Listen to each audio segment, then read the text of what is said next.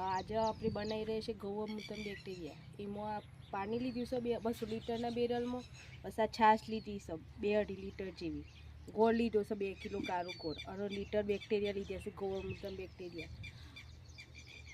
આ છાશ છે એને પાણીમાં વેરી દેવાનું બેરલમાં,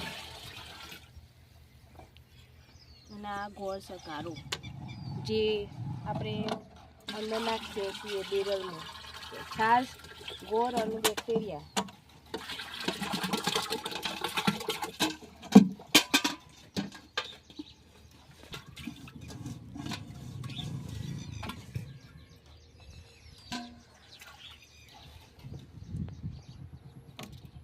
ના બેક્ટેરિયા લીધા છે.